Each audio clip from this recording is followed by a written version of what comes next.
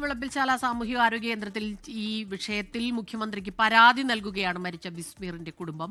ആശുപത്രി ജീവനക്കാർ പ്രാഥമിക ചികിത്സ നൽകിയില്ല എന്ന് ചൂണ്ടിക്കാട്ടിയാണ് പരാതി നൽകിയത്. മേഘന മുരളി ചേരുന്നുണ്ട് തിരുവനന്തപുരത്ത് നിന്ന് വിവരങ്ങളുമായി. മേഘന, പ്രാഥമിക ചികിത്സ പോലും നൽകിയില്ല, അതുമാത്രമല്ല അത് ഗ്രില്ല് തുറക്കാനൊക്കെ തന്നെ കൂടുതൽ സമയമെടുത്തു. ഇതൊക്കെ നമ്മൾ CCTV ദൃശ്യങ്ങളിൽ നിന്ന് കണ്ടതുമാണ്. ഗുരുതരമായ വീഴ്ചയാണ് ആശുപത്രി അധികൃതരുടെ ഭാഗത്തു നിന്നുണ്ടായിട്ടുള്ളത്. ഇപ്പോൾ മുഖ്യമന്ത്രിക്ക് പരാതി നൽകുന്നു. എന്തെല്ലാം കാര്യങ്ങൾ അതിൽ പറയുന്നുണ്ട്?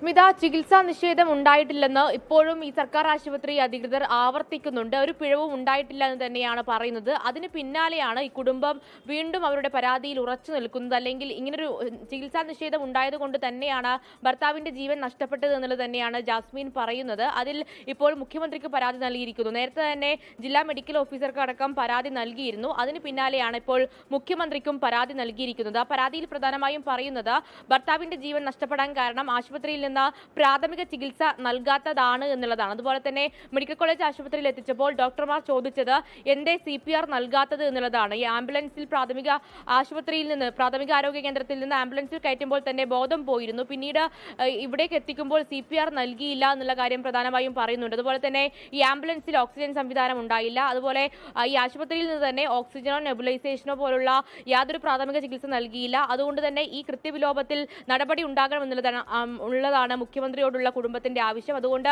ഉടൻ ഒരു നടപടി ആശുപത്രിക്കെതിരെ ഉണ്ടാവണമെന്നും ഈ പരാതിയിൽ പറയുന്നുണ്ട്. അതിൽ നേരത്തെ തന്നെ ആരോഗ്യമന്ത്രി വീണ ജോർജ് അന്വേഷണ റിപ്പോർട്ട് തേടിയിരുന്നു. അഡീഷണൽ ജില്ലാ മെഡിക്കൽ ഓഫീസർ ആശുപത്രിയിലെത്തി ഈ ഡ്യൂട്ടി ഡോക്ടറുടെ അടക്കം മൊഴിയെടുക്കുകയും ചെയ്തിരുന്നു. അതിന് പിന്നാലെയാണ് മുഖ്യമന്ത്രിക്കും കുടുംബം പരാതിയായി എത്തുന്നത്. ശരി, മേഘന മുരളിയാണ് തിരുവനന്തപുരത്ത് നിന്ന് വിവരങ്ങളുമായി ചേർന്നത്. ലോകത്തെവിടെയായാലും ഏത് സമയത്തും 24 വാർത്തകളും ഓഗ്മെന്റഡ് റിയാലിറ്റി പാക്കേജുകളും എക്സ്പ്ലെയിനറുകളും വിശദമായി കാണാൻ ഞങ്ങളുടെ YouTube ചാനൽ നിങ്ങൾക്ക് സബ്സ്ക്രൈബ് ചെയ്യാം.